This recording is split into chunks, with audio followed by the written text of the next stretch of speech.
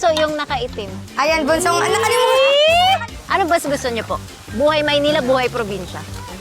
Eh, dito po kami laki ay parang gusto rin namin dito.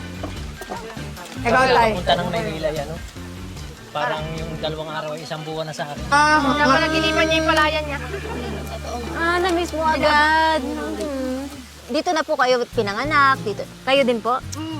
Paano ka Marinduque po yan. Kami Marinduque. Mutan ko pala yung kalat ko eh. Paano kayo nag-meet? Meron po kami ditong tanglaan na tubigan. Siyempre gusto ko makabot din ng Mindoro. Tapos nakakita ng gwapo. Tanong mo pangalang ano? Paring John! Ay, nung kailangan. Ano po yung alaala? Sulat. Sulat at saka yung... Saka yung ano, medyo pa-charming na ko. Puso pa nung una yung mga pa-charming Yun siya. pala eh, mahirap kalimutan. Inaranahan po kayo? Nung po kayo na-inlove? Ay, parang pag maganda ang kanta. Alam niyo na. Ano naman nagustuhan mo kay tatay?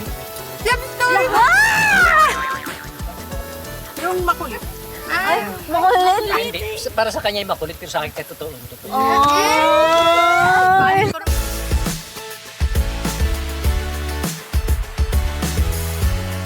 Diyan muna kayo. Grabe yung ano talaga nila. Sobrang na-touch ako.